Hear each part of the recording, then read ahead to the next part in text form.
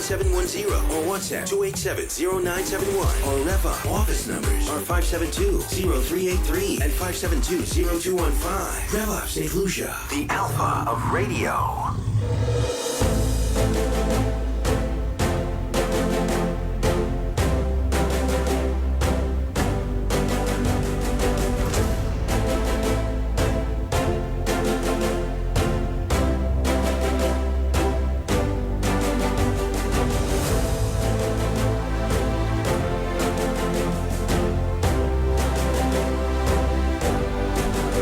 Time now for Meet the Opposition, today hosted by Dominic Fedee. Dominic, good morning to you. Morning, Andre. I'm sitting on this side of the fence today. We have a very exciting show. I want to go right into it. How have you been? I want to apologize to your viewers for yesterday, but we are here today to do a special edition of Meet the Opposition. So we're going to be focusing today, Andre, on the Carnival festivities as they have ended, but not without speculation of corruption. We're going to deal with that today. More shocking news about the CIP program, and should the government give a developer concessions on the unpopular 2.5% levy, Andre, while you and I would have to pay the same. We will also take this opportunity today to respond to some really bizarre accusations made by the SLP, the ruling St. Lucia Labour Party administration. So we're going to take the time to clarify it, plus the calls coming up from your viewers today. Joining me, we've got the former minister and MP for Groselay, the PRO of the United Workers' Party, Mr. Lenard Spider Montoute. You know, I forget sometimes that his name is Lenard, you know, because everybody is Spider. But you know, his wife calls him Lenny. So it's when you're in company with his wife, then you realize, oh, his name is Lenny. Lenny, welcome to the program. Thank you, Dominic. Good morning to you. Good morning, Andre. Good morning to listeners. And it's a pleasure to be on with the opposition once again. Right, and we're going to be joined a little later by Guy Joseph. So, Andre, we have an invasion of the men. We know you're used to Pretty Nancy. That's right. But we're going to try our best to filling Nancy's big shoes. Andre, we've lost some time, so I want to go straight into our program today. We've just had the Carnival festivities, and from all reports, the crowds were good. It looks like a lot of people came in from the diaspora. It looks like we had bands that were over 1,000. All that is great. I want to put on record before we start our discussion on Carnival that the United Workers' Party, we do support Carnival. In fact, Andre, you would recall, and Spider would have been in that cabinet back in 2006 to 2011, when for the first time a government would have taken the Carnival budget from a few $100,000, Spider, yes, and I think to 1 million. To 1 million Yes. was the figure then. Yeah. And that was, maybe you can tell us a bit about that, Spider, Well, yes, because you sat around the table and made that decision. Yeah, back in the day, yes, government did provide a subvention, but it was meager, somewhere in the region of $200,000. And we remember the problems we used to have then, where even competitors who won prizes sometimes could not get their prices. There were problems paying them and all of this. But then I remember back then when we decided to give Carnival a shot in the arm, a boost, and the government agreed. I remember it was actually an initiative spearheaded by the then Minister of Tourism, Alan Chasney, because he intended then to use Carnival as a driver for bringing in tourists to St. Lucia. And we agreed to put $1 million back then into Carnival. And since then it has grown from strength to strength. And we remember, even as Prime Minister, the Honorable Alan Chasney did quite a lot to boost the artists in St. Lucia. He did quite a lot for them then, and so on. And so I don't want to say too much about the artists, because the Labour Party tried their best to. Spider is attacking artists. I'm not attacking artists, and they do those things to make it seem like they care so much about artists. But if you care so much about artists, I follow Calypso, like I tell you, Andre, from way back. I remember back in the 90s, as early as that, Calypsonians were singing for a car. Today, you know what the king got? $40,000. So it's almost like a retrogressive step. I mean, you should be moving upward, not downward. But Spider, I must get your reaction on air about the lovely comeback by her black. Spider, have you got that? Have you got the comeback? Have you got the Spider special? You haven't got it. No, I'm I not didn't too send sure. it to you, Andre? They have No. no. We'll get it to you so that you can pull it up at some point to share it with That's viewers. two things you have for me now. Yeah. I swear I sent it to you, but yeah, it was a nice comeback. Again, it shows the creativity of those So he artists. mentions your name? Yeah, he did. He was- really? A special dedicated song, to a him. special verse dedicated to Dedicated to Spider. him. But it was done in great spirit, you know. Yeah. And he goes, "Yeah, man, that's for the Spider." But I take it in, the spirit that it was meant. I mean, like anything else. And let me tell you, Andre, there is that the media and politicians and Calypsonians and politicians have a special relationship. Okay, it's a love-hate relation. When I say hate, I use that word, in inverted commas. I don't think there's any genuine hate there. But, it's a, antagonistic kind of relationship. And when the politician is in opposition, he's friends with them, or they are his friends. When in government, licks for you. And that is just accepted and understood. That's the way it goes. And I think that plays a major role in our democratic process. Mm-hmm. And so accept it, Yeah. You may So- not like it when you're in government, but accept it. So Spider, earlier in the week, leading up to Carnival, we had media houses complaining about the unfair distribution of ads. Yeah. We see Stanley Lucian coming out from HTS. Mhm. I was very, very shocked that Stanley came out. But when he did, I thought that the issue that he raised was a substantive enough issue, and that was, look, this is not fair. HTS have not received, according to him at that time, any of the ads from Carnival, and what the station had recognized, that there was a particular radio station in St. Lucia, or a few stations, which were handpicked by the regime, and they were getting a lot of those ads. Maybe Andre can chime in later, but I want to hear your reaction to this. I've spoken on that already. Actually, I was here Thursday before Carnival. And We spoke about it. we spoke right here with Andre, and we spoke on it. And, I'm just to reiterate my position, I think that is grossly unfair. You don't discriminate with taxpayers' dollars. I think if you're talking about, being there for the people, you have to deal with all the people. You are a government of all the people of St. Lucia, not a selective few. And, it was good that Stanley spoke out. But then at the same time, I want Stanley to remember that not only when it affects you directly, you have to speak out. Because, you see, the other issues that would not address would give rise later on to, them continuing that pattern and until it gets to you. Because, there's the saying about, when they came for this one, no one spoke. When they came for that one, when they came for me, there was no one. So, that principle has to apply there. But it was good that he spoke out against it. And I think that kind of, unjust, discrimination, it is an element that we see very prevalent with this administration. I am happy it's been highlighted so that they could desist from that in future and understand that we all are St. Lucians and we all, need a share of the pie. Should the government appoint a chairperson to run the Carnival who also has commercial interest in Carnival?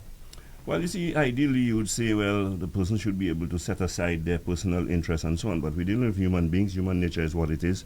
I think, in a case like that, you'd want to ensure that there are no conflicts, no conflict of interest, and that you'd appoint someone who can be seen to be above board, who has no direct interest from Carnival, and we would perhaps, operate in a more even-handed, fair manner.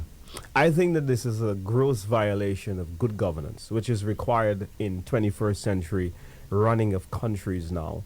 And what has happened is that if you have someone who owns a radio station, ends up getting most of the advertisements according to her colleagues in the media, and then on top of that is allowed to have a private party or two private fetes, while you are still the person responsible for the distribution of government resources towards those same initiatives. I think that that's grossly wrong. The government needs to relook at this. There are too many band members that are complaining. There are too many promoters that are complaining. There are too many radio stations that are complaining. In other words, Andre, what we're doing on the show here today is calling for the head of Tamara Gibson. We're not attacking her in any way. We're just saying that you can't do both. In the same vein, I think that the minister needs to come out and to say to the public that he has no private interest in the Colony Red Fet. That Fet is a Fet that is a creature of Red International.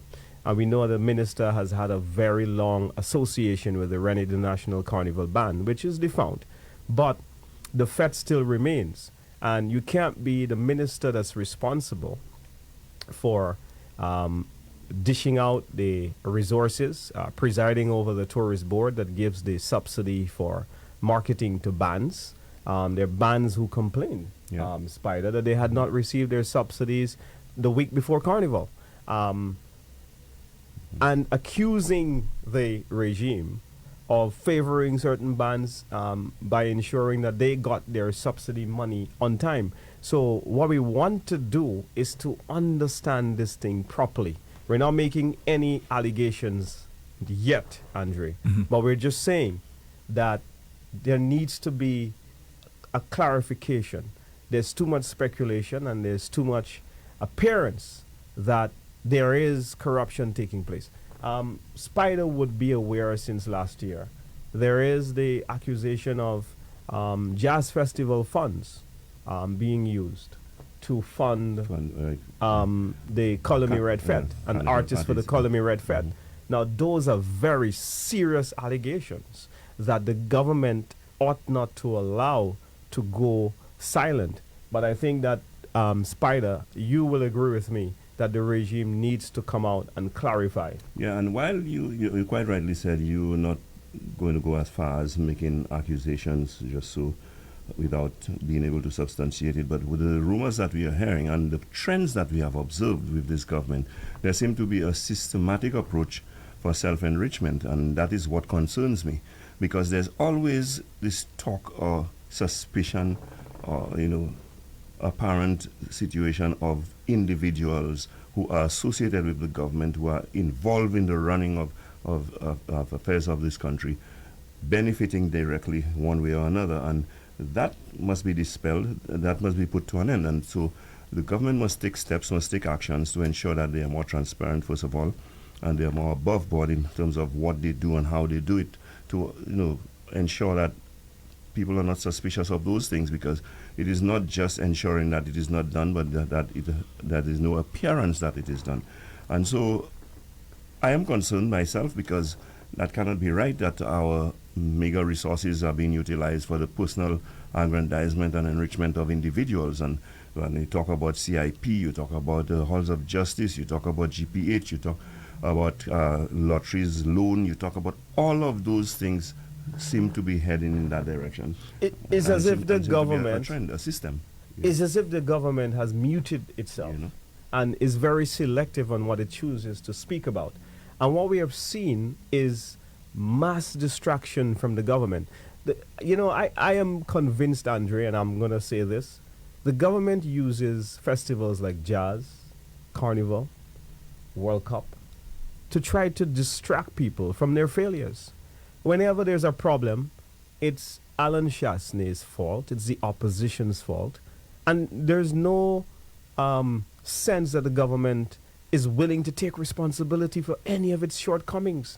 And the shortcomings that they have are so dire and egregious that if not arrested, Spider, it can cripple the future aspirations of St. Lucia developmentally. But you see, again, I have no problems with Carnival and jazz and so on, because quite apart from the fact that it generates revenue for many St. Lucians, I'm one of those who believe that from time to time there must be an avenue to exhale, But to think that you could use it to cover up the main issues of the day and that we can dance or sing our problems away, that's not going to happen. And we as an opposition are going to remain focused, have our parties, enjoy ourselves, but we're going to remain focused on the real issues and the main issues of the day.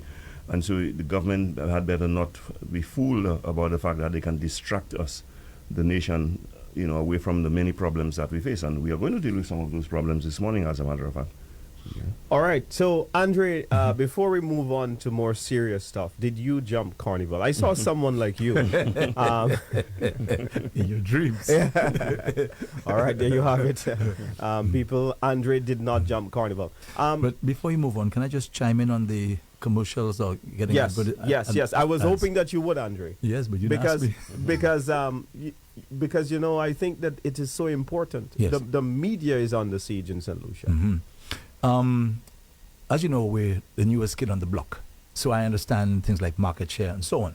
But if we have national events, I would expect us to be included in the advertising and so on. I would have expected that. So for the jazz festival, I spoke with those I believe to be in authority, and I was promised, Andre, don't worry, you will get your share. Okay? Good. So, like maybe a month before jazz, I thought everything was fine. We had made arrangements, right? We're just about to sign a contract. And a week before jazz, we're being told they don't have any money anymore. What? Yeah, that's what we were told. But Okay. but we're being told that hundreds of thousands of ads for jazz was on Choice TV. Well, maybe that's why they didn't have any money. And so this thing needs to be investigated, because I mean, we have to ask ourselves what's going on in St. Lucia. We have to ask ourselves, what was the methodology used? How did they select this station over that one? I mean, yes, you mentioned market share, but surely, I mean, right now, how many people are on the live? How many people are listening And these on are- the frequency? So And these are national events. Yes. So we should get our share. And I was Yes. told we'd get our share. Then now. And you know what, Andre? I don't wanna make you feel good, but Andre Paul is an iconic figure in media.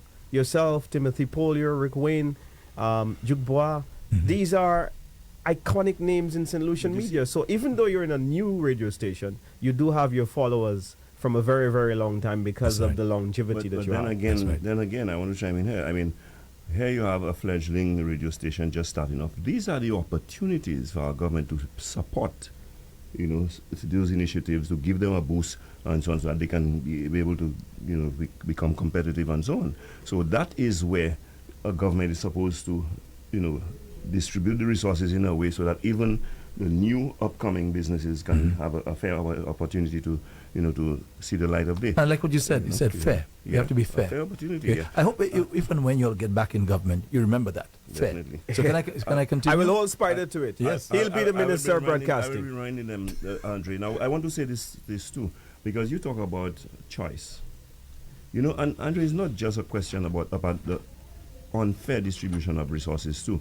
We talked about ensuring that there does not seem to be the appearance of conflict of interest. Who is responsible? Who is the owner of choice? Mr. Joseph, Okay. just come a little closer. That's a question we must ask. Who is the owner of choice? You have one of the principals in choice, that is Anya Wilfred, okay, who is also the CFO of Tourism Authority. Mm-hmm. Now that in itself raises some eyebrows, raises some questions.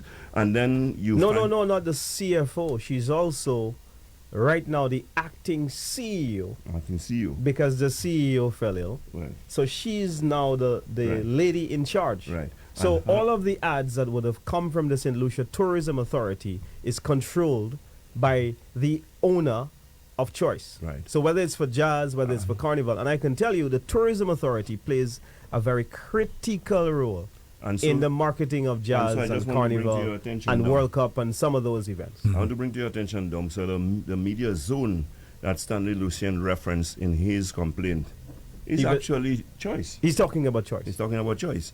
And so there you are.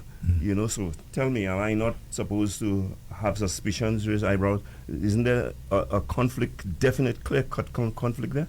You have Tamara Gibson, who is the owner of Radio Caribbean, or a principal person in Radio Caribbean, who is also holding the top position in Carnival, and then we're seeing that her... She also has her fets. Exactly. Then you have Anya Wilfred, who, is it Wilfred? Whitfield. Whitfield, sorry.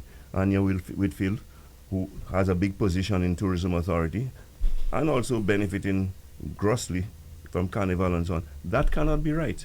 That cannot be right. And these are the people who accuse with others of all kinds of all manners of corruption and so on. That is conflict of interest at the highest level, you know. So that was for the jazz festival. Then cricket came along, right?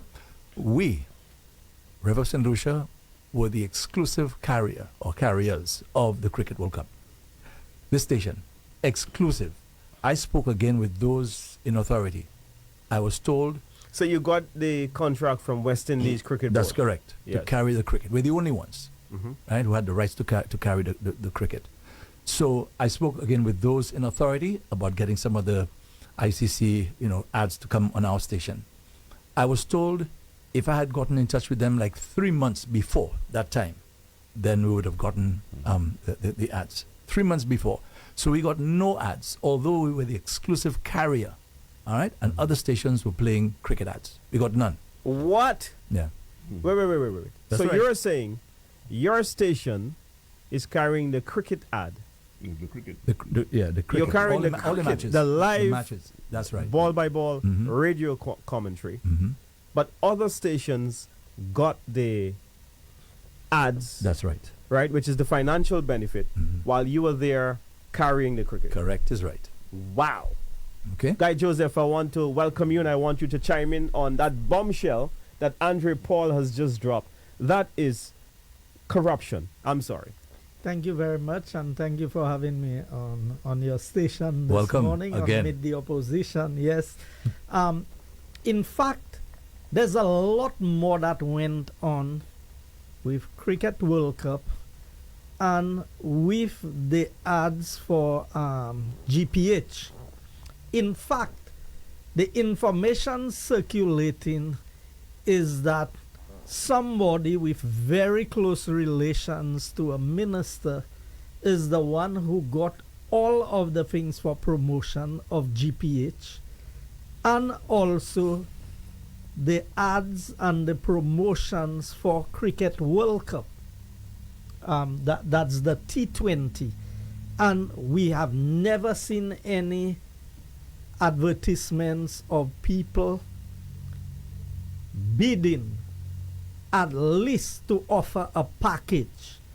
My understanding is that it was handpicked and there's a middleman in the GPH deal, but for Cricket World Cup, somebody with very close relations to a minister is the one who ended up, and who happens to be a senator also. Now, when you see these events added to all what we are saying there, this is nepotism at the highest level. And I've said it before that the government is being run as an extension of the Labour Party, not the government of St. Lucia. So it depends on your affiliation, your connections with high-ranking persons within the government. That is what would determine what you get. Because how can it be that your station has been contracted by West Indies Cricket or ICC, and then so you cannot even promote with an ad from the local That's correct. fraternity of cricket from the government of St. Lucia? And has a government that borrowed $80 million To host the World Cup. to host 80 million. World Cup. You believe it's to host World Cup? None of you know what that 80 million. Well, I mean, we do not know what the 80 million was used for. So we we're have to assuming it say was, we have to say that this is what it was for. I'm just saying, and I agree with you, Spider, that this is what it is. But when you see this, and it does not filter to the average persons, because all the television and radio stations make a meaningful contribution to the development of St. Lucia, to the discourse that takes place. It becomes an avenue for people to express their views, their concerns, and their ideas. When a selected group of persons, so what you have is a government that is facilitating certain aspects of the media while trying to shut down others. Because if you cannot survive Government is one of the largest entities in terms of rental, employment, you name it. And when government is going to be selective in who they engage, and it goes beyond the cabinet of ministers. It is the MO of the Labour Party that the way they operate is they put people in strategic positions and they make the decisions sanctioned by the ministers that decides who is going to be eliminated. So we see the victimization of the Labour Party across the board. They victimize anybody that they feel at any point in time. And it's surprising that Lucien, of all persons, I mean, you heard when I was on What Makes Me Mad with him, I said to him, as far as I'm concerned, you are more labor than labor itself.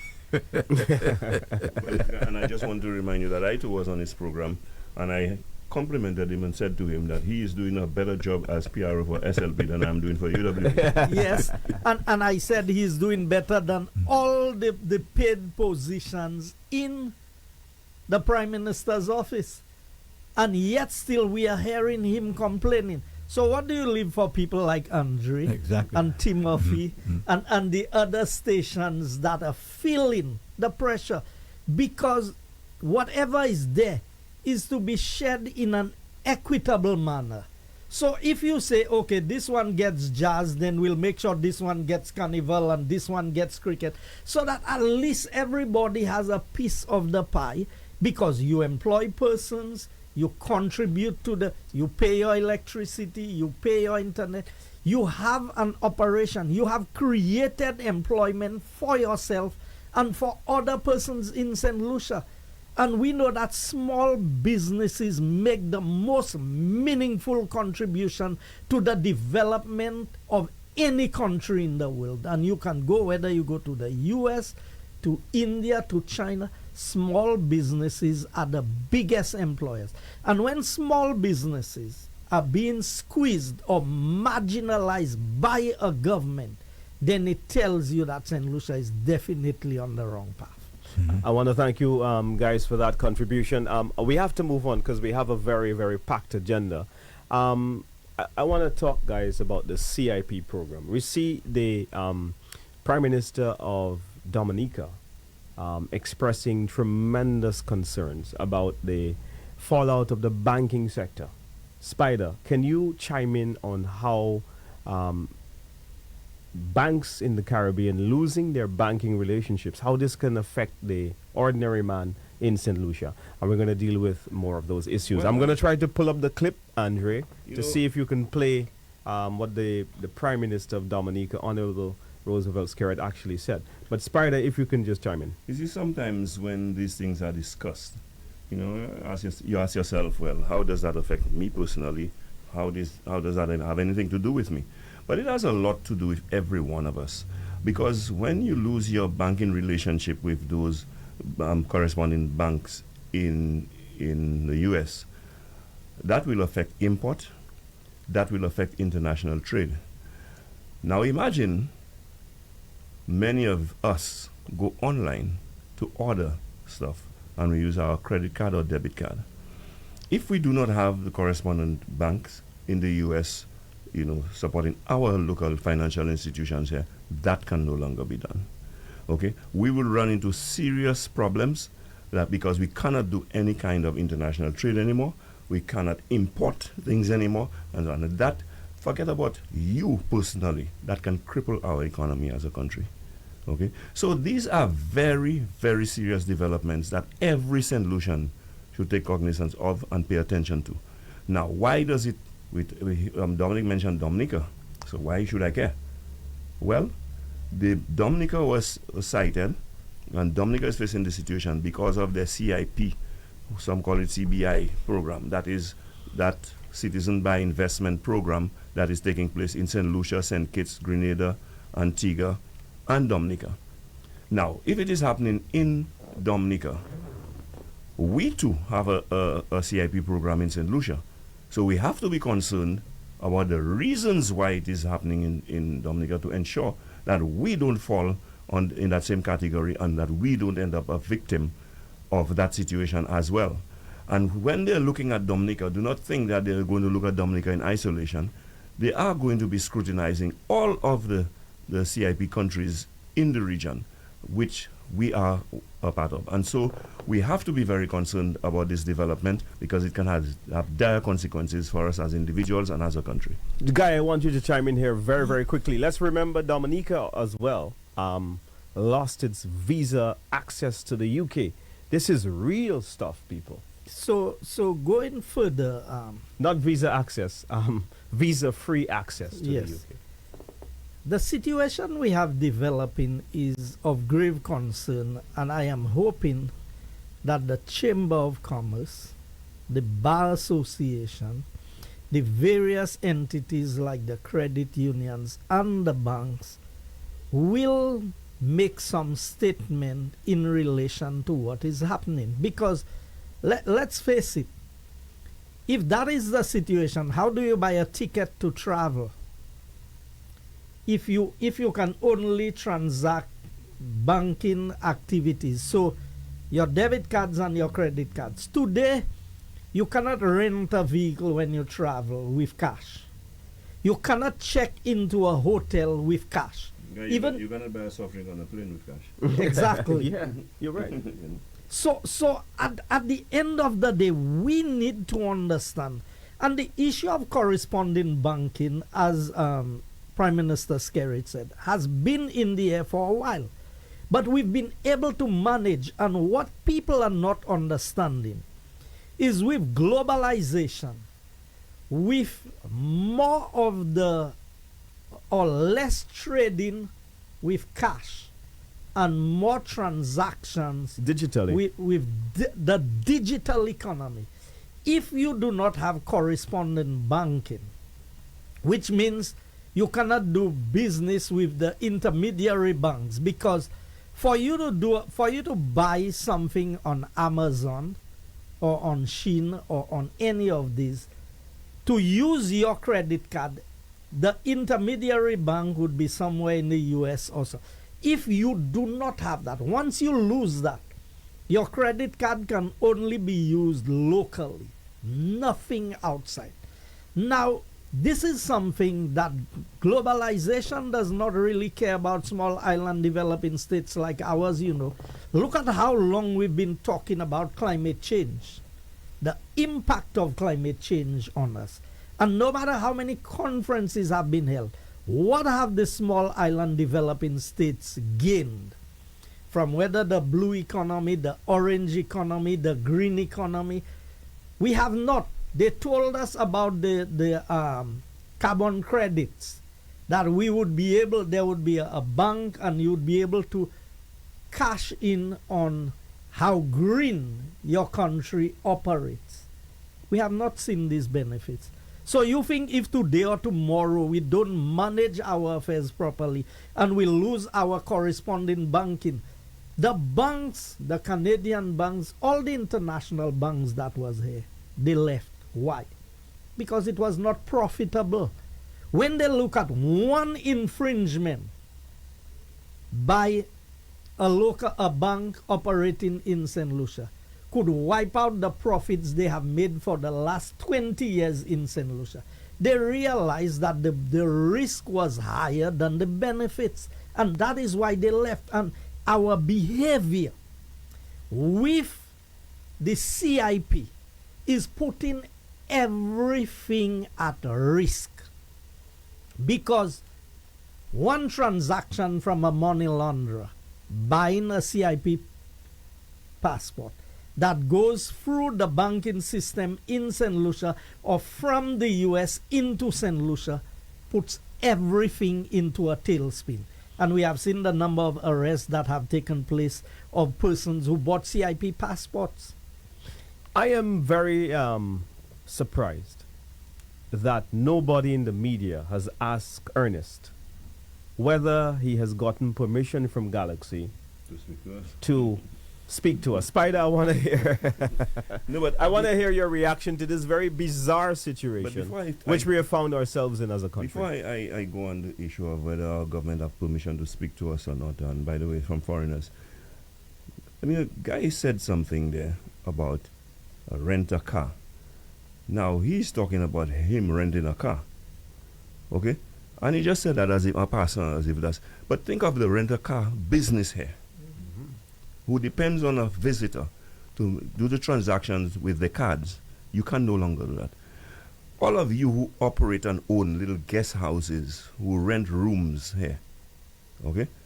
How do you do business when we lose our corresponding banking status with the U.S.? How, so you see, and I appreciate the gentleman beside me, Andrea, talking about government, and that is important to us as a nation.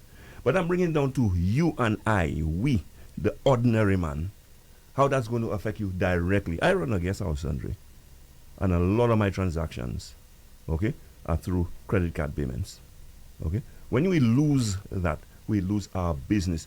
You can go and sleep in your guest house yourself from then on. But Spider, if you go to like business houses like Shopbox and West Tech, I'm sorry, Andrew, it's not an ad, but a lot of St. Lucians and all these places, right? We're just trying to break it down. It's in the reality of every St. Lucian. You go there for a parcel. I don't know if any of you have ever done that. Must stop leaving the ladies to do everything. Yes. Go and get your parcels. You will see the line of people, right? And so the implications for this is dire. Guy, before I bring you in, let's listen to Roosevelt Skerrill, the Honorable Prime Minister of Dominica, for just 1 second. It appears that Dominic is having difficulty moving money from the Citizen by Investment Program through international banks to programs like the airport and housing and other CBI-funded projects. How does government plan to resolve that situation? Yeah. Well, the citizenship and residency programs the world over are having challenges where banking is concerned. So it is not, and if you speak to any of the countries in the Caribbean, they'll tell you so. If you speak to Malta, if you speak to any one of them, they'll tell you so. You have challenges in this. The bank has rules, and everybody has to respect the rules. I do not believe that the bank is being unduly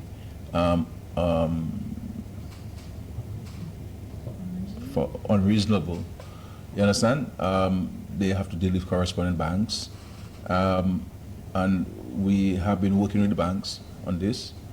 The banks has indicated the process to follow and the documentation that they need and so on, which are very transparent. In my view, I saw them, I read them this morning again, which are very transparent rules. So there are times you will have challenges of some funds coming in, like every other business. There are many Dominicans who have challenges bringing, or Caribbean people, because this is why we've been talking, for example, of de-risking that's taking place in the globe. We've been talking about for years. For years. I've been talking about this for 20 years on the issue of de-risking, and this is the issue that CARICOM has been preoccupied with, the Commonwealth has been preoccupied with. There are some banks within the Caribbean community space with no correspondent banking services, none. So it's very, very difficult for developing countries like ours, and similarly with regards to climate change. And I do not believe that our citizens appreciate and understand the complexities of this world, and so when we speak about these things, people must not see it as if it is a government issue. This is an everybody issue, because if you do not have correspondent banks, you're unable to trade with the rest of the world. So you see, the Prime Minister there is saying, as Spider said, as though he was listening to Spider, this is not a government issue. This is everybody's issue. And Guy, what is happening in St. Lucia is that our government is making us feel like everything is okay with CIP, and it's not. So, I disagree with Scary. This is a government issue that is going to affect all the people. I think Skerrit is trying to pass the buck. Now, let's pay some attention. Our governments have become lazy and they have stopped governing in the OECS, all those who are selling CIP passports. And there's no creativity, there's no development taking place for the economy. All they do is try to sell as many passports and collect as much money as possible. Now let's examine the facts.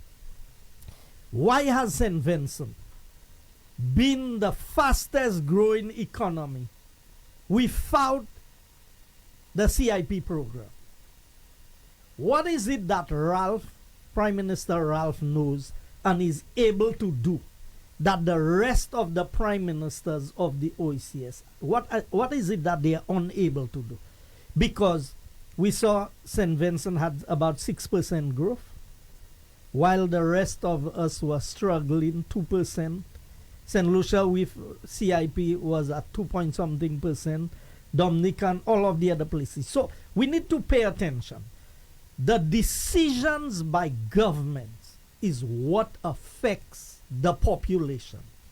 And whilst Prime Minister Skerrit is trying to say, look here, it is not a government problem. It is a problem created by the government.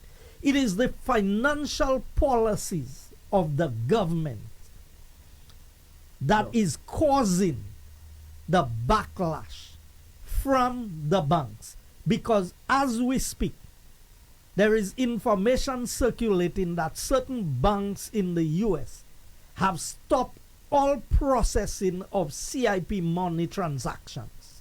Correct. So if that is the case, why haven't they stopped the other transactions? It is obvious that the problem is around the CIP and not around the other areas. And Dominica is prime for this. We heard the Prime Minister of St. Kitts in the Parliament saying that over 30,000 passports have been sold in St. Kitts. With a population of less than 50,000 people between St. Kitts and Nevis, you have over 30,000 CIP passports being sold in a small country like this.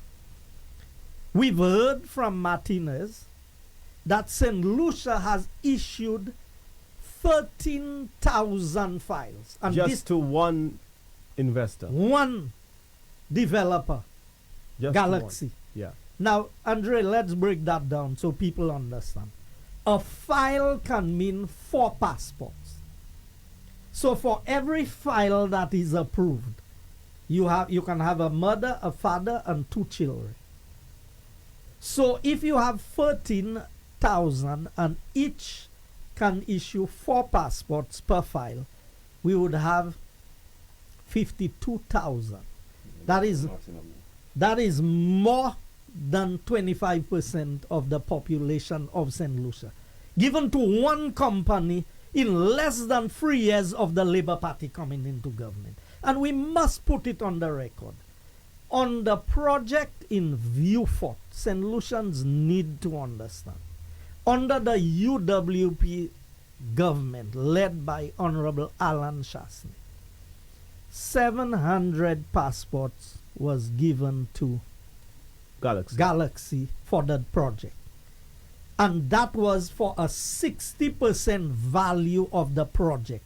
The other 40% had the money was to be put in by Galaxy themselves. We are now hearing that when Labour Party came into office, that they moved from the 700 passports to 7,000 passports for the same project. Has the price of the project changed? Is the project 10 times bigger than it was? Because you have given them 10 times more passports than the UWP granted. And we saw the Labour Party stop every other project. Why they did not stop Galaxy? Why Galaxy was allowed to continue? Now that is on the one hand. We are hearing there's another 6,000 files That is for the... Another 7,000. Because 6 and 7 would be 13. Yeah. Yeah, So yeah. 7,000. 6 for the hotel, 7 for infrastructure. 7 for the infrastructure program. Right. Yeah. Now, what is the value of the infrastructure program? We are hearing in St. Kitts that a $50 million prison was to be built, and Galaxy was given over $1 billion worth of passports to be sold for a $50 million project. Is the same thing happening in St. Lucia today? So these are the realities. And the minister, Ernest Healy, smartly came out and said how many passports have been approved. He never said how many files have been submitted. When the reporter, I think it was Lisa that asked the question, how many? What was his response? We have approved 1,367. 1,367. Now, that is what you have approved. But how many did you grant? How many did you allocate? And how many is in the process of being approved? He has never answered this question. But to add insult to injury, he says to us, I need to go and ask Galaxy if it is okay for me to disclose how many passports. So could we have more Chinese in St. Lucia in the next 10 years than we have St. Lucians? Because if Ernest Healy has to ask Galaxy, so could they have given Galaxy 500,000 passports to be sold and they're not telling us? Because, and I mean, it's more than a month the minister said that. So, you know, he has not been able to make a phone call to Galaxy, because at least he should be able to come back by now and tell us, Galaxy did not grant me the permission to be able to disclose how many passports. This is madness. Can you imagine if Alan Chasney had said, you know, we gave Teo Hakim something, but I need to ask Teo Hakim, do I have permission to disclose that? Can you imagine the outcry there would be in St. Lucia if an Alan Chasney had made a statement like that? But because it's Ernest Healy, we're going to accept it. Those who want to accept it will accept it. But the United Workers' Party will not accept that. And we will continue to press Mr. Healy to give a definite answer. And if he's not going to answer, then I have no choice but to believe what Mr. Martinez said, which is 13,000. So Spider, I want you to come in here. What is your view on all of this? Yes, well, I look at things for what it is. You have a government who has totally sold out St. Lucia and St. Lucians. Okay, and their slogan, putting people first. Now you are seeing who are the people that they are putting first. Okay, they cannot talk to you or report to you or count to you that employed them. They have to go first to Galaxy to find out if they can do that. So our government has abdicated its responsibility as a government and handed it over to a foreign company called Galaxy, who will decide if we are supposed to be told what and when. The next thing is the protect the victory thing. I mean, this is another thing we have to be concerned about. In protecting the victory, what they are doing is lining their pockets to be able to buy your votes tomorrow. Because you can say to me what you want. These are not men and women who are fools, who do not understand basic maths, that you will tell me that they cannot account for all that money that will be generated from the passports, and we cannot know where it goes to. There are reasons for the secrecy that is taking place, and for the non-disclosure. And I am convinced it is because there is some personal gain and benefit, okay, for the individuals concerned, because it is those lopsided arrangements and deals on CIP, on GPH, on halls of justice, and even on the stadium. And I have to come to the NLA thing, because when you tell me $80 million, $80 million can build 2 stadiums, brand new stadiums, okay? And we were repairing the Grosley Field and the Boss Issue Stadium, and we borrowed $80 million. Nobody can even tell you who was the contractor, let alone what was done with the money. And now we talk about protecting the victory. Well, what this government has to start doing now given the fact that they have victimized St. Lucia so much, made all of us become victims, start protecting the victims. That is what we have to start protecting. Because we, as a people, are the victims of all of those bad decisions, all of those lopsided deals, all of those secret deals that have taken place. And it is about time. Carnival is over. Jazz is over. Cricket is over. Let us deal with our business in this country and see where we are heading to, that downhill slide that we are on.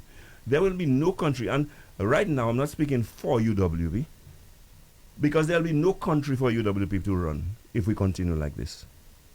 As a St. Lucian, I'm concerned. Because I'm listening to Guy, I'm listening to Dominic, and I'm asking myself, but how could that be? I do not know how many citizens that there are in my country. I went to school all my life, and it came from 100 and whatever thousand to 180,000, and now it can very well be 200 and something thousand, and I don't even know. Okay? And you have to understand, these people have as much rights as you do. Okay? And who are those people? What kind of scrutiny is taking place when the same company that will determine whether or not our government can speak to us are the ones vetting who becomes a citizen of St. Lucia? When I say to you, we have sold out, our government has sold us out. They have done it literally. So Galaxy decides who's a St. Lucian. Galaxy decides what you can tell St. Lucians. Galaxy decides what they do with St. Lucia's passport and St. Lucia's money. Because we have a infrastructure program. I mean, when you hear what is happening in St. Kitts, you have to be concerned. You just heard Guy mention, or Dominic, one of them mentioned that there are $50 million prison, okay, is being built. Has not started yet, but Galaxy has been awarded passports to the tune of over $1 billion to build a $50 million prison. So what happens to the balance of the money? Nobody knows. In St. Lucia, it's even worse. They have not told you what are the projects. They have not told you the cost of the projects. They have not even disclosed how many passports they're going to award. But we are hearing from a third party that is about 7,000 passports. And how much does that amount to compared to the projects that are going to be done?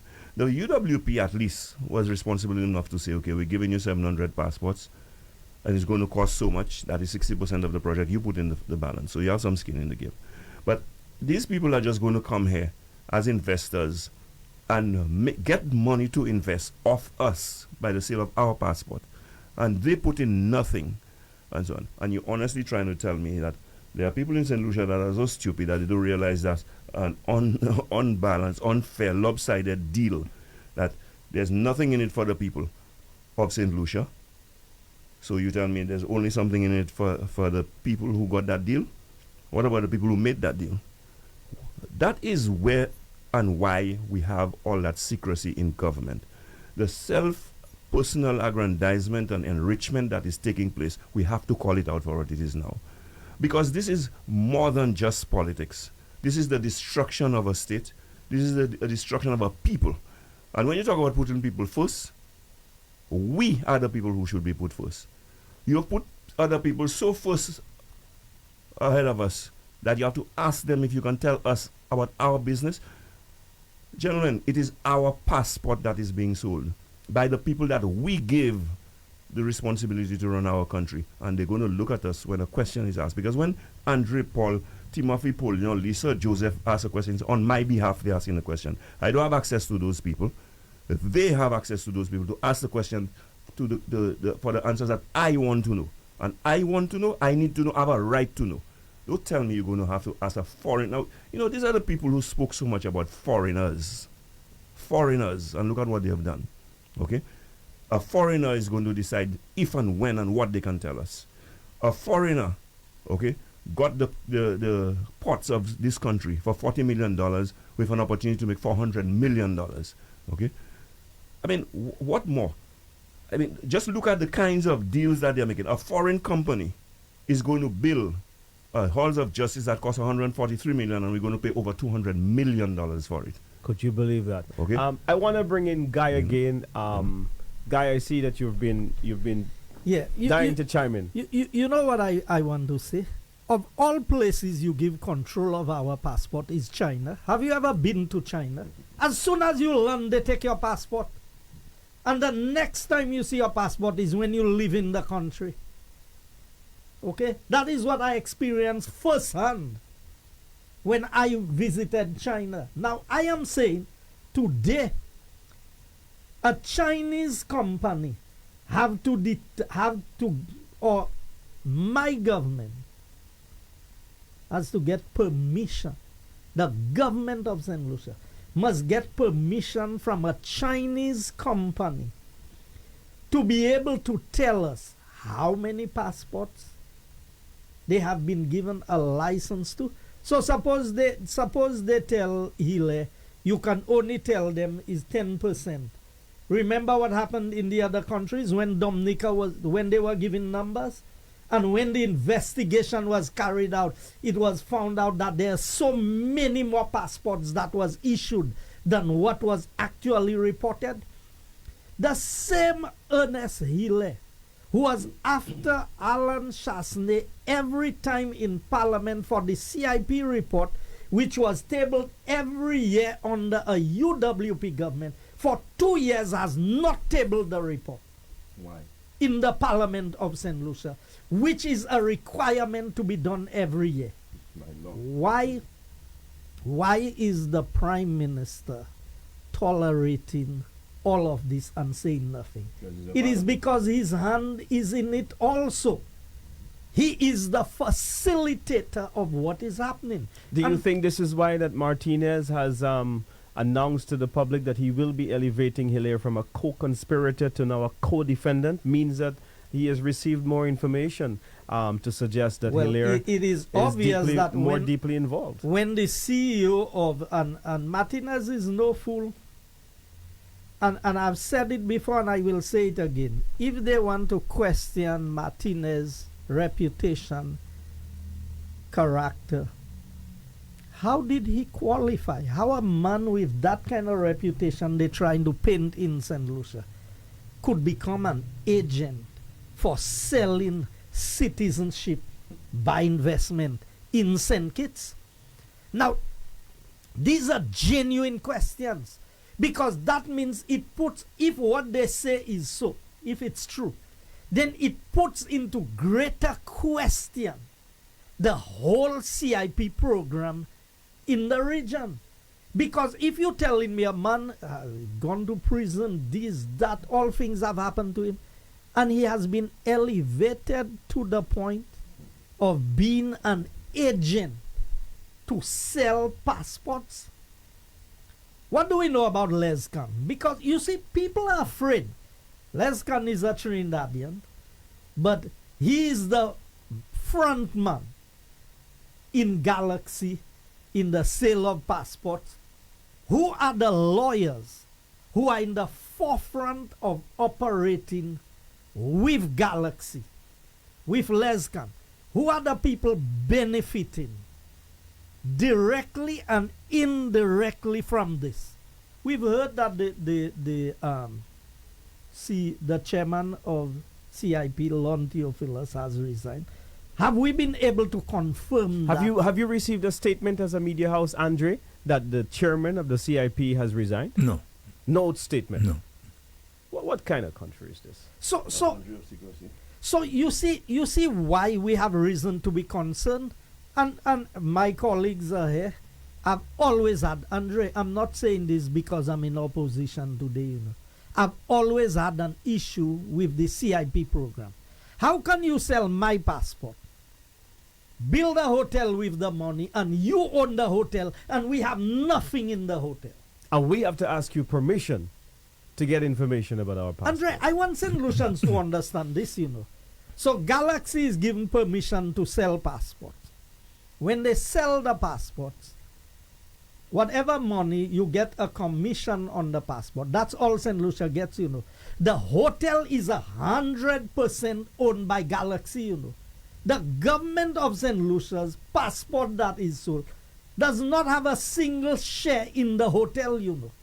So what Alan Chasney did when we came in, we said we were creating a fund where all the CIP money would go in there, and if you need to sell X number of passports to build your project, we would loan you the money at a low interest rate, and in return you would pay gradually. We would get the development, But a man can be selling my passport. And then he owns everything and we own nothing. We did this exact same thing with the range development, which left unfortunately, but they would have raised $20 million by the time they would have left. But I want to bring Spider in, Guy. Spider was Ernest Hilaire's boss. You didn't remember that, do you? In the cabinet that you formed, Spider was his boss while he was the CEO of World Cup. And Spider, I think you saved his job. But Spider, you might be able to answer this. My boss at one time as well. You know. Well, yeah, you guys flipped roles. But Spider, you will understand this better than any of us in this room. What is it about Hilaire that every time he is involved in something, there seems to be some allegation or concerns about corruption or money or finances? What is it about your former employee that people seem to distrust? I mean, and you have a whole range. I'm sure you share with our viewers that whole history of Ernest and his association with these accusations. Well, to an extent, you're asking me to do what the Prime Minister has asked us to do, speculate. But, I mean, it is interesting that it seems controversy seem to follow him, scandals seem to follow him wherever he goes. And that says something. And we as a people, I mean, given the fact that he is a member of our government, he is part of our cabinet, have to ask ourselves questions about the characters that we put in positions and who we allow to run our country. And so when things happen once, it could be by accident, but when it could be by mistake. But when it continues to happen, I have a different view. And so we have to be mindful of the fact that, okay, in West Indies cricket, there were all kinds of controversies surrounding this gentleman. When he became High Commissioner to England, we have scandals surrounding this gentleman today. He is in government. But it's not it's a scandal, but it's correct to say that he was the High Commissioner when the Jafali scandal broke. Right. And he told one of Andre's colleague, Timothy Polio, that he really knew nothing about it. Right. And so, and again, and it has something to do with passports too. It did have something to do with passports. You know, I think it was the first time I heard that foreigners can get diplomatic passports. Right. And so, you know, he gave a diplomatic passport to a gentleman under the guise that he would represent us at the, what is the Marine? The IMO, International Maritime Organization. And, but that was a farce. We all know that because the gentleman never attended one meeting. And it was later discovered that it was to do with his divorce with his wife so that he could get the immunity that the diplomatic passport provides you. You know, and listen, that is corruption. I mean, call it what you want, look at it how you want. That is corruption, okay? Corruption at the highest level. But we didn't take heed. These are the people we put in office, we vote. I mean, you have a member of government here, and I heard Prime Minister Kerry talk about de-risking. Now, I mean, I always simplify those things. Andre, another technical person, de-risking, in the way I understand it, is the banks try to minimize the risk that they take, and they will close your account if they figure there's anything illegal or untoward about your account, and so that they will minimize the risk for themselves as a bank, you know, that they don't do business with you, and so on. You have a minister of government whose account was closed. Aren't we supposed to know why? That is very fishy. That is an alarm in itself, a red flag in itself. You know, nothing else but a red flag. You know, a red flag that we have not gotten any explanations about that. You know, so if you have characters like these in government, what do you expect from that government? And you know, these are the things that we have to say to ourselves. There must be standards. You know, that the people that you elect and put in positions must have certain standards that they uphold if you expect to get a certain level of standards being upheld in the country. And so some of them, you know, you talk about Martinez. I heard Guy going off on Martinez there a while ago. But I come back. You have people in cabinet with certain reputations. But I want to bring you back to Ernest. So, West Indies cricket, yeah. High Commissioner. And now as Minister of Investment. Range Rover. Mm-hmm. Yeah? Yeah. After the Range Rover was now CIP? CIP, yeah. Yeah, so GPH. Mm-hmm. So,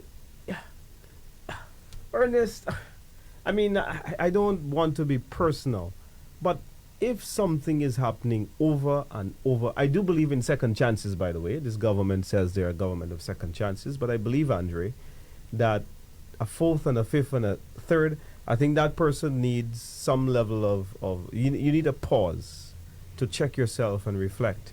Because, I mean, it just can't always be going wrong when you are in government. It just give you a position and then there is something untoward. And then you want to blame people. You want to say that we are attacking you politically. But the evidence is clear. What do we know, Spider?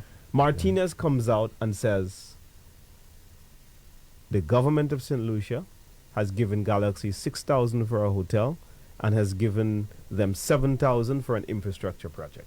Right? Yeah. What did Ernest tell us? Well, he will have to go to Galaxy to let us know. To get permission, rather, to get permission from Galaxy, which is a foreign company, to let us know whether they will allow him to tell us how many passports. The guy who is responsible for issuance of our passport, is saying that to us. And these are the guys in opposition who talk to all kinds of things about foreigners and how we're allowing foreigners to run the country. You have literally sold out our country to foreigners. Yeah. Yes, guy. So If I may, there's a part of it that we have not touched.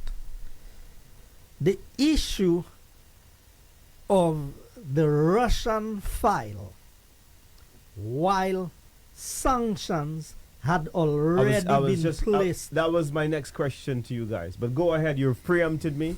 Go for it. Yes. So this is of grave concern.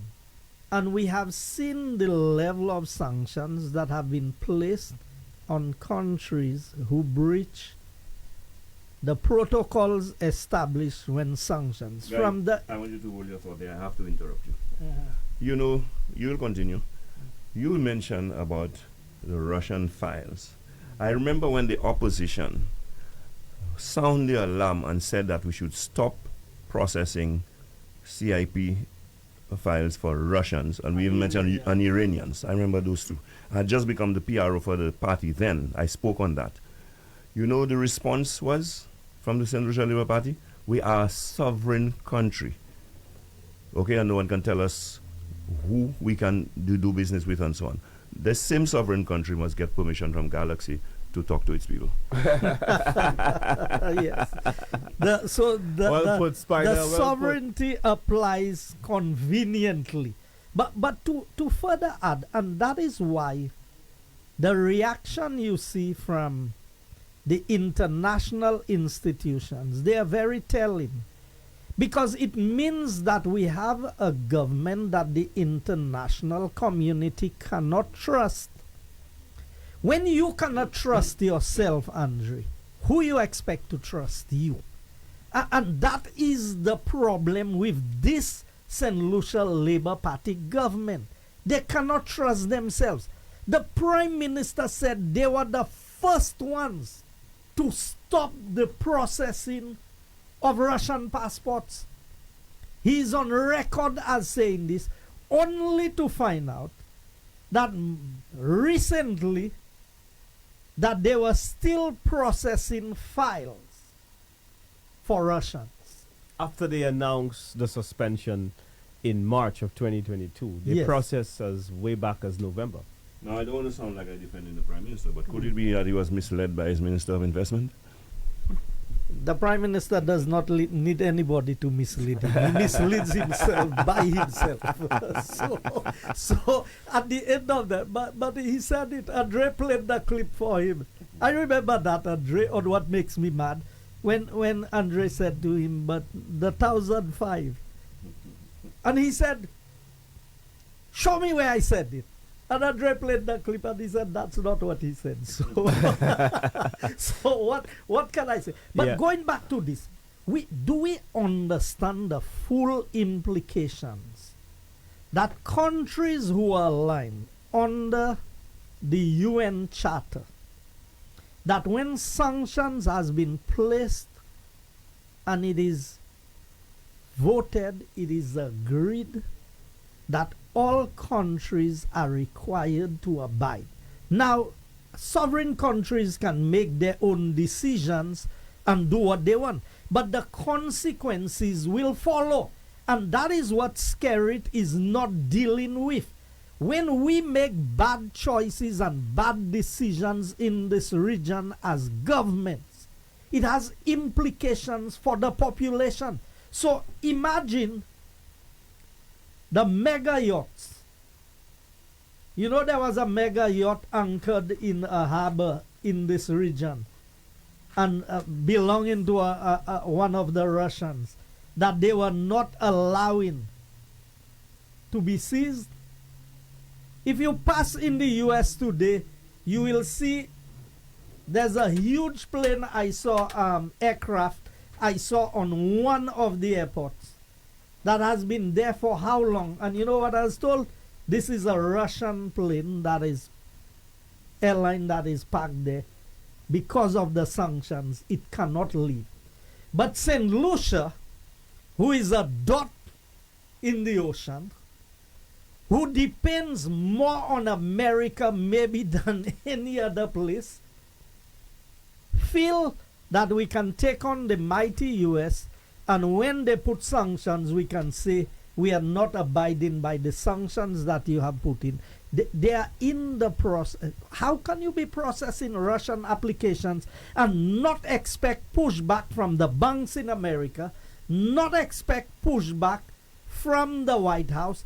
And that because while the President of America may not come and address these things, there are people down the line who pay attention to what you're doing. Everything that is happening. So when you see the number of St. Lucians being refused visas, this is something we have not touched. You know how many St. Lucians have gone to the U.S. Embassy in Barbados for renewal of their visas, and their visas have not even been renewed? We're not talking about first-time persons being denied, you know. So America has its own way of pushback. And I'm saying that when we have a government, a minister for CIP, who calls himself the Deputy Prime Minister, I don't know there's any position in our Constitution of a Deputy Prime Minister, but he calls himself that. So you have a Prime Minister and a Deputy who both sanction the processing of Russian passports. Because So we got to go to the lines. Ultimately, the Prime Minister is the one who signs the files. Andre, that is very important for St. Lucians to understand. When the application comes for citizenship, the Prime Minister, you acted as Prime Minister, I acted as Prime Minister, I signed files. So I know. So there's no way that files would be processed except if the acting Prime Minister at the time was, and it is the responsibility of the acting Prime Minister to inform the Prime Minister when he returns that, look here, these are the things that I did in your absence. All of us who acted as Prime Minister, Spider, myself, when the Prime Minister came in, we gave him a briefing of what we did. So there's no way the Prime Minister of St. Lucia can say, I didn't know about these files and I don't know this. Because it comes to your desk in a file, and you as the Prime Minister, your signature goes on there to accept these people as citizens of St. Lucia. So there's no way that Philip Japer cannot know. I want to thank you for that intervention, Guy and Spider. We got to now go to the lines. So the fixed line, if you want to call us today, 572-9710. If you want to WhatsApp us, do 287-0971. I'll read that again. Fixed line calls, 572-9710. For WhatsApp, 287-0971. Call us and let us have a great discussion. Gentlemen, I want to go to the 2.5 levy. The government put out a statutory instrument. Andre, we want you to have a look at this document because, and if you could read page 3 of the document, Andre, where it has the information. But basically what the government has done is that they have given a developer in the Rodney Bay City Center project a waiver of the 2.5% levy. So Andre, just on page 3 right there, you could authenticate that as a government document, and this is sent to all parliamentarians. All of us would have received a copy of this as a statutory instrument while the people of St. Lucia were sleeping. Right? A jumping carnival.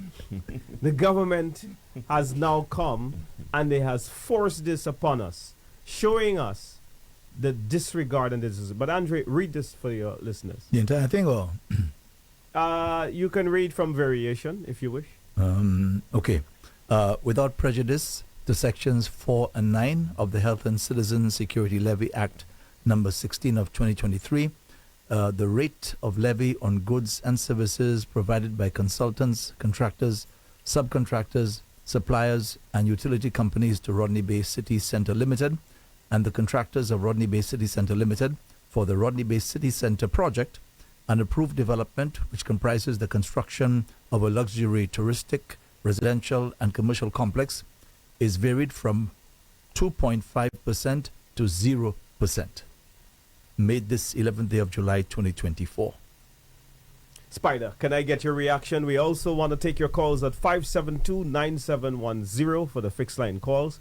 Also for WhatsApp calls, you can call us at 287-0971. 287-0971 for WhatsApp calls. From the onset, let me say I'm very much in favor of investment, including foreign investment, because it has served our country very well and provide opportunities for our people. And so what I'm about to say has nothing to do with the fact that it's a foreign investor.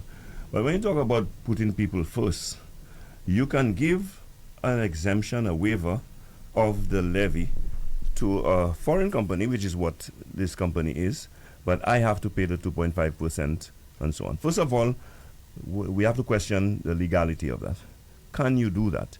Can you tax everyone and exempt an individual organization or company from that tax? Can you do that? I don't know that that is legal. Secondly, that is discriminatory. What about not just me, but what about other investors, including local investors, who have to pay that 2.5%, which naturally would increase their expenses and, make them less competitive as opposed to if they did not have to pay it. Already, and I've sat in cabinets before and voted in favor of concessions for investors, because that's one of the things we use to attract investors. But these investors, don't forget, Andre, they started under the United Workers' Party, and we approved their investment, and we supported it. And we agreed for a number of concessions for them. So they are already getting, their fair share of concessions. You're going to further now exempt them from paying the 2.5% levy, which all of us, the rest of us, have to pay. And this has been burdensome and onerous to many of us, more than it is to the developer, because I can ill afford, compared to the developers, to pay that 2.5%. It has made everything more expensive. And so today to come and just sneak this in, you know what I say? You either exempt all of us from it, and I can see why the developer would have asked that, because that has made doing business for them in their investment more expensive. So, of course, they will try and get all that they can. And we said so from the onset, that when you introduce that levy, not only is it going to make life more onerous for the individual, it's also going to affect business and, by extension, the economy of this country. So maybe it is time for them to just exempt all of us from that 2.5% levy, remove that off our backs, because just like the foreign investor cannot afford it, the developer cannot afford it, neither can St. Lucians, because that has made life more burdensome to St. Lucians, that has made cost of living higher, and that has certainly made life more difficult to the average St. Lucians, especially parents, especially single mothers for that matter. And so when we spoke about it, the business sector spoke about it, everyone, there was a hue and cry against that tax. The government ignored us, lied to us, and told us it was a necessity because they needed to raise revenue for health and security. I don't know if you all remember that. Only to find out later that it had nothing to do with that. It was as a result of securing a policy-based loan from the World Bank and the Caribbean Development Bank that they had to. That was one of the conditions. They didn't level with us and tell us that. They lied to us about it. Okay? And that tax that they have implemented, and they say it's for the next 2 years, I think it's about time that they remove it off the backs of St. Lucians and stop exploiting St. Lucians the way that they have been doing, drawing blood out of stone that like they have been doing, and talking about putting people first. Who comes first to them? They are putting people first, but we have begun to identify the people that they are putting first. And I say to you, Andre, the foreigners are among the people that they're putting first, because they will do everything for the foreigners. And I'm not saying that if an investment like this has come to St. Lucia, that we shouldn't do everything to keep it. But if Rodney Bay City Center is balling under the 2.5%, what about us? What about us who have been balling from before its implementation? You promised us that it would not affect the price of food. It did. You promised us that it wouldn't significantly affect the price of cost of living. It did. Okay, it has caused inflation in this country. Okay, and it is about time that you relieve St. Lucians from that burden, and it is about time that they stop lying to us. And again, this time it was not directly a lie, but all part of the secrecy of this government. They just slipped that in on St. Lucians. Okay, if Dominic, Alan Chasney, and those people are not I don't receive gazettes. Okay, although you can subscribe, but the average St. Lucian does not. And let's be honest about it. The average St. Lucian does not subscribe to the Gazette. We would know nothing about it. We'd be none the wiser. They go ahead and slip that through on us. You know, the government that is transparent and accountable. They'll say nothing about it, and that would be happening. Okay, so I'm saying that, first of all, let us look at the legality of that move. And secondly, if the foreign developer cannot afford it, neither can we. Call us at fixed line 5729710. WhatsApp calls 2870971. Spider. You have a caller. Okay, we have a call. Hello. Hi, hello. We want to thank Guy Joseph as he goes off to another radio show. And he's leaving us. So, Spider, myself, we are here to take all your calls. Go ahead, caller. Hello, can you hear me? Yes, we can. Okay, I'm Dr. Montoute. Yes, we can hear you. Go ahead, caller. Yes, I'm confused and I need some explanation with regard to the Gallup, the thing about Gallup. Okay? Yes. Now, you all are saying that, and I need some answers also, that you all are saying that you all give Gallup to sell the passport. Now, I want you to remember that KRP, Alan and your government, the government at that time, gave KRP to sell passports for the project in resort. No, sir. Sir. You listen to me, and let me finish. Yeah, sure. KRP also used the young lady that went up from this way, representing Tunisia, to help in selling these passports. Where did he put the money that he sold these passports?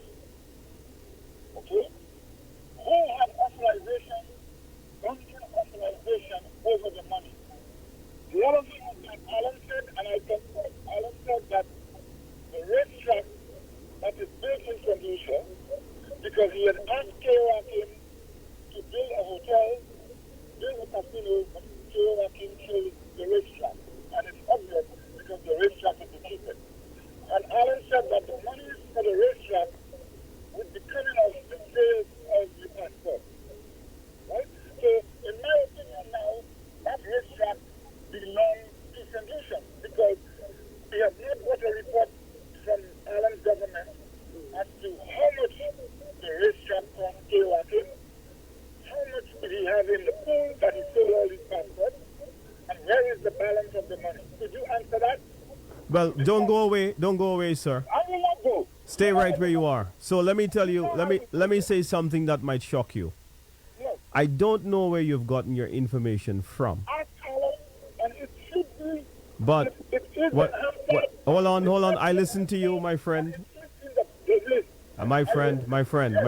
So I'm not mad. Okay, so Well, allow me to answer the question, caller. so my friend, I want to say to you is that Tioa King has not sold one single passport. Okay? Prove that. Give us the documentation. Oh well, I'm not. I mean, that's a fact. I was in government. I can tell you. How could he give you documentation that he did not sell a passport? Prove that. No, my good friend. Let me say to you, Ernest is in government. Okay?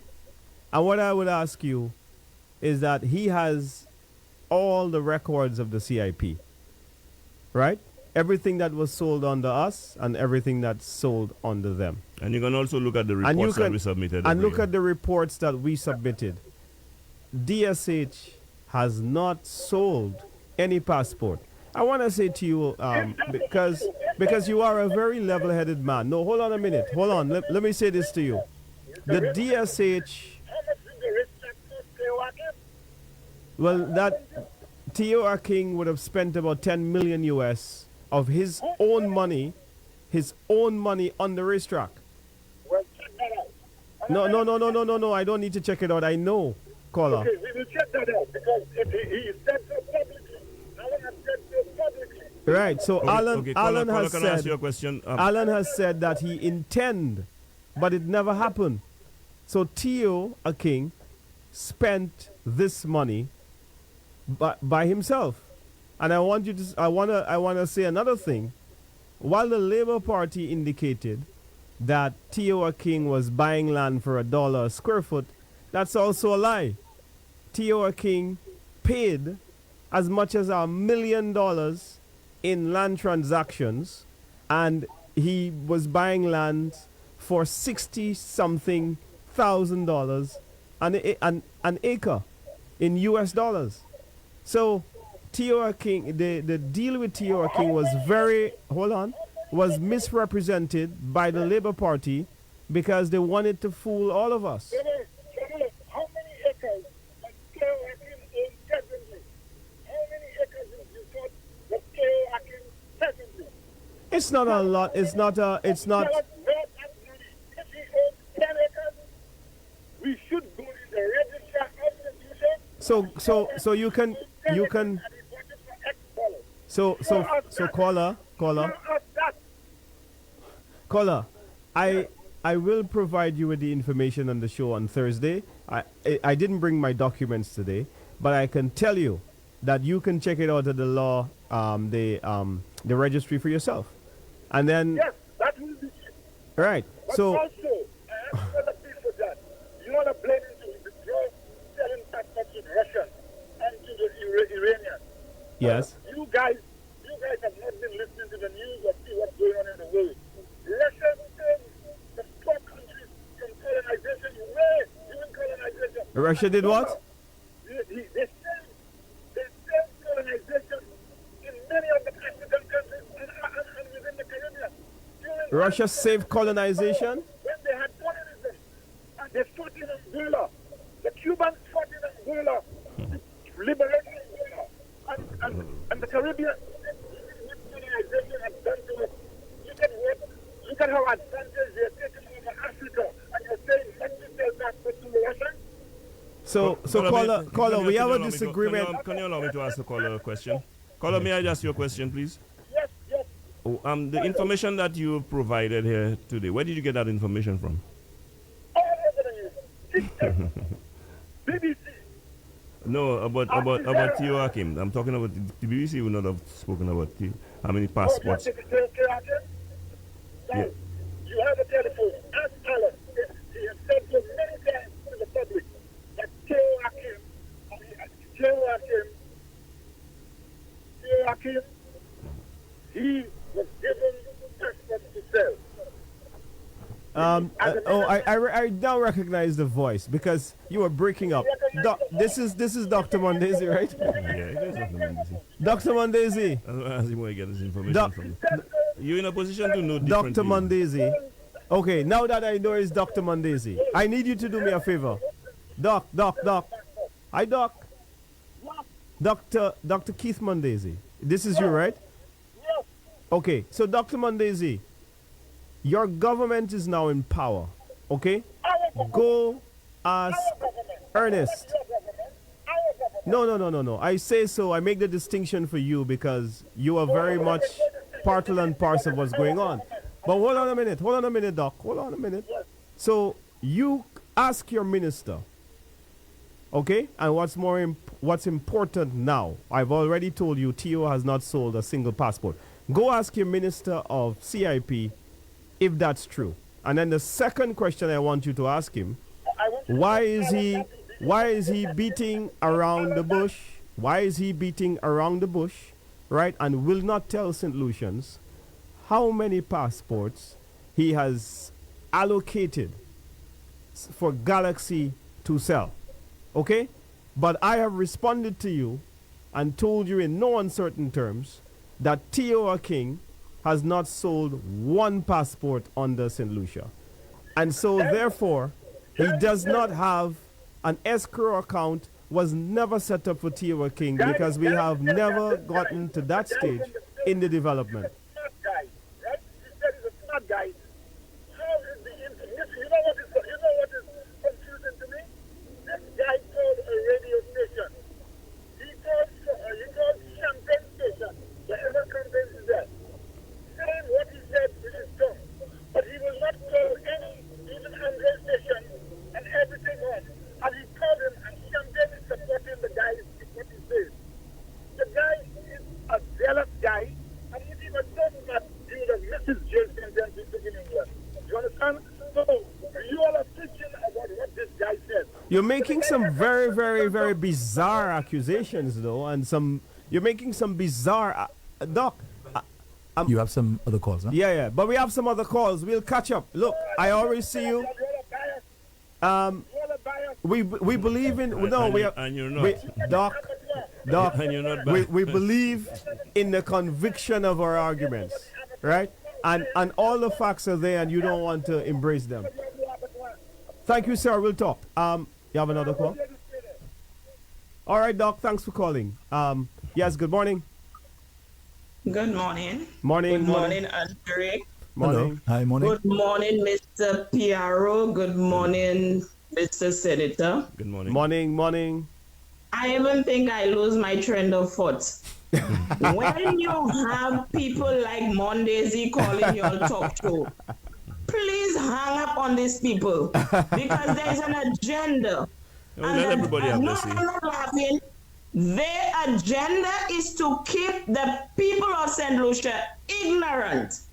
Because Mr. Mondesi knows very well what is happening in this country. He knows very well Pierre's signature is on the Theo Hakim deal. He knows very well these people are educated fools that keep. They are hell bent on keeping our nation ignorant. Okay, and it worked because right now I had a trend of thought and it flew away. Oh, I'm sorry about that, caller. 10 minutes of crap. You trying to convince Mondesi otherwise, and Mondesi know exactly what is happening. If it's a little man from the public, you speak to that man, you engage him. You know, we were Don't not. waste your time on Here Mondesi. is what just happened, caller. When we were listening to the call, and maybe your radio listeners, Andre, has a better audio quality, but we were getting some very distorted in terms of what we were hearing. So then I think very well into the call we realized this is Dr. Mondesi. I picked up his voice from day one. The No, we minute he couldn't. answered, I It was picked up very his voice. it was very distorted. But caller, you want to make a contribution today? Where was I going? All right, call us back. Let's take Why she another. lost it. I think Andre has a few more. Call us back, okay? Yes. All right, thank you for calling. Call us back. get your thoughts together so we can get some other people on the line. Is that fair? We have another call. Okay, we have another call. Hello, go ahead, please, caller.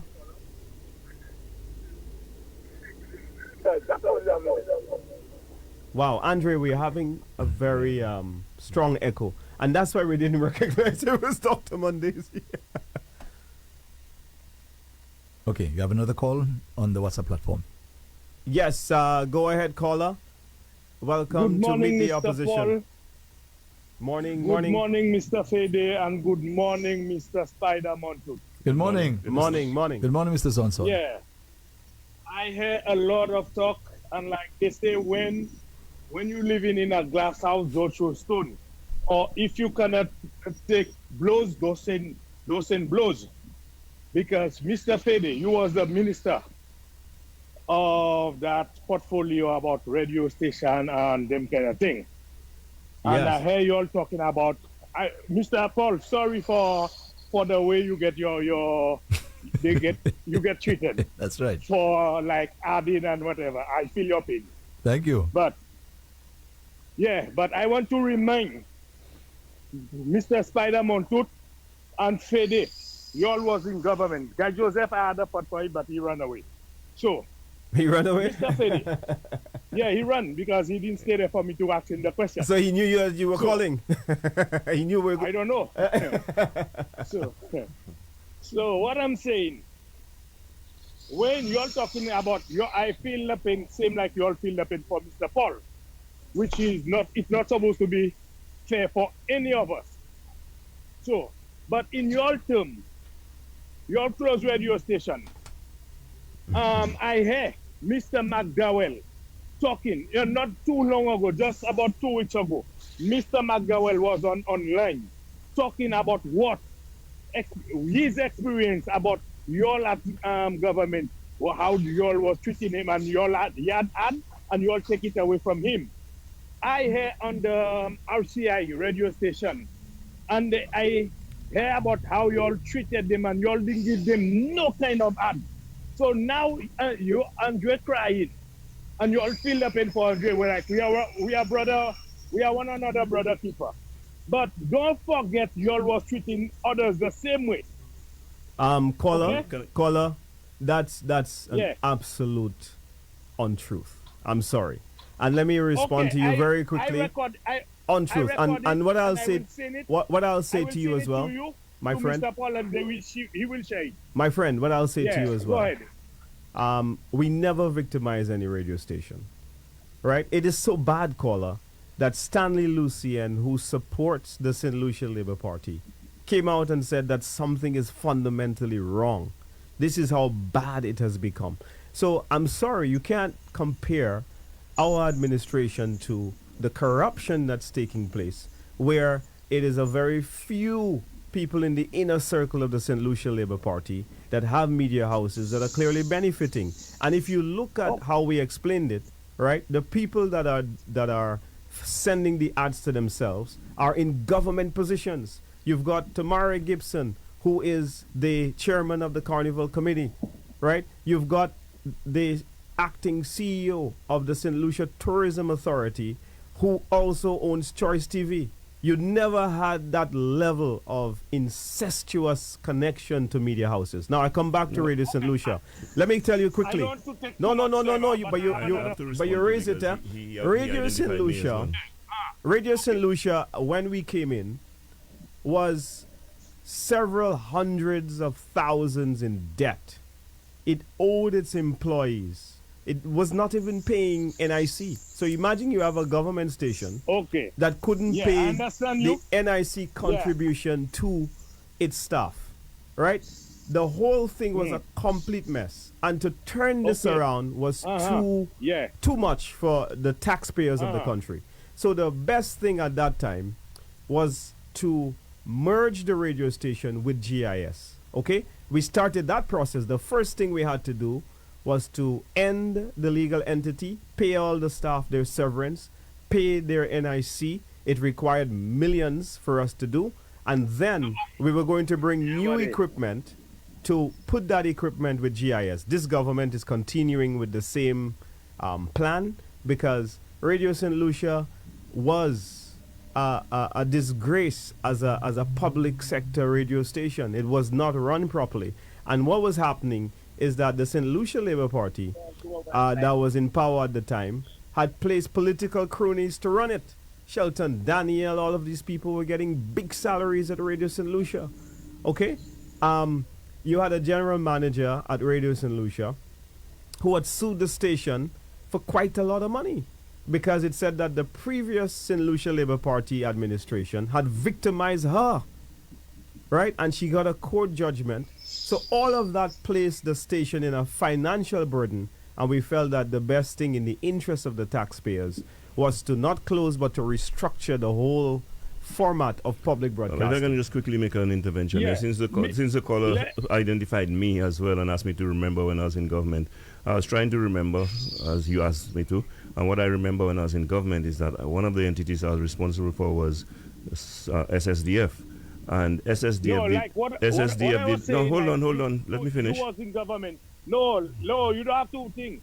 You was in government when the thing happened, and you didn't say nothing. You see, unlike before, when I allowed you all to say things and not respond to it, I don't do that anymore, So you said, Fedee, you said about me, and I'm just letting you know what I remember when I was in government. You asked me to remember. I was telling you I remember that the entity SSDF, which was under my watch, did all the advertising with choice. And that had nothing to do with me. And that is despite the fact that I was monitoring all stations and there were not so complimentary things being said about me on choice. But I didn't intervene and say, well, they can't get advertising or anything like that.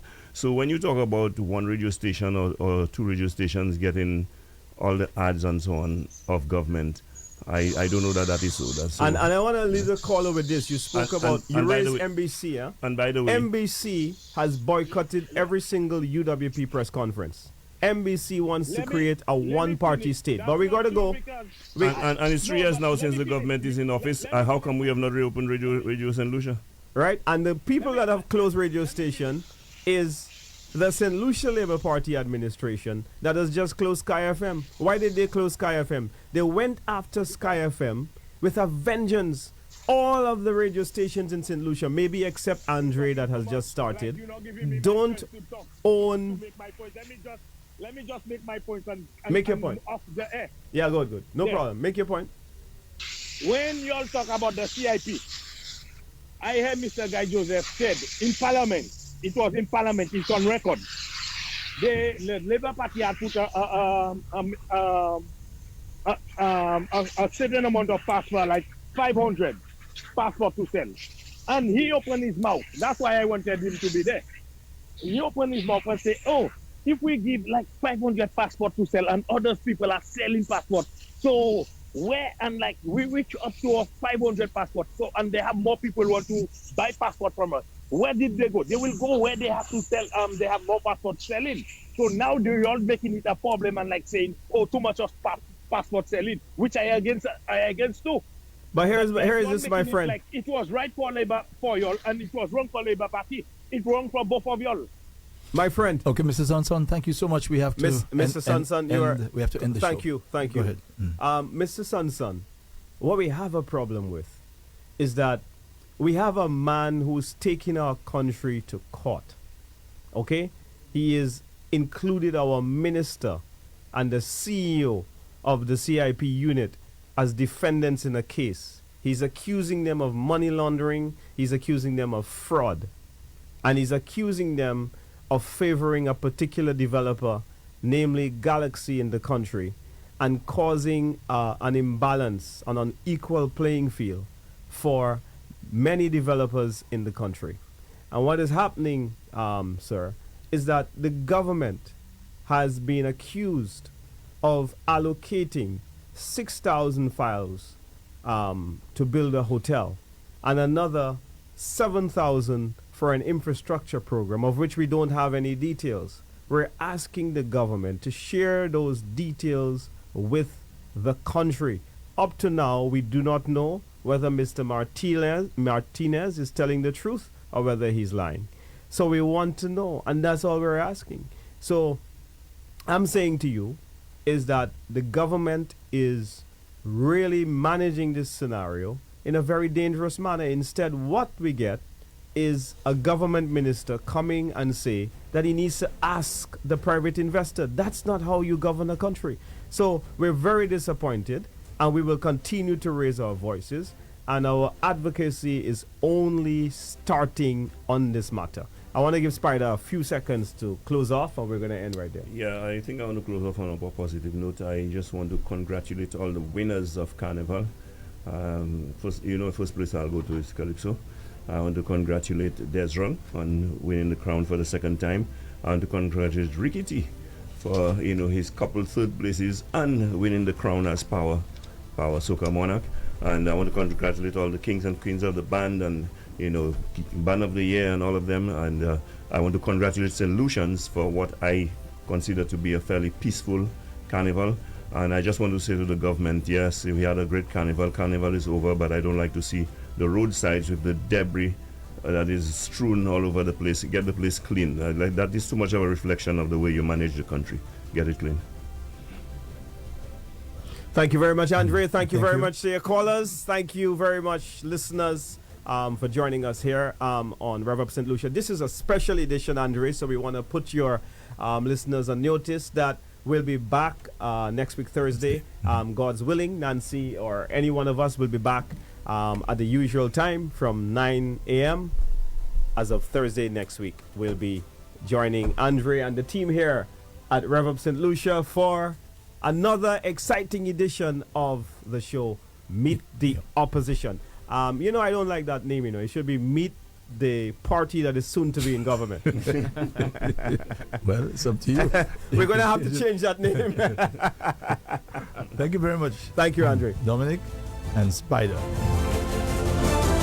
And this has been Meet the Opposition. As Dominic said, the show returns to its usual time and day, which is Thursday next week from 9 o'clock. That's next week Thursday, again for Meet the Opposition.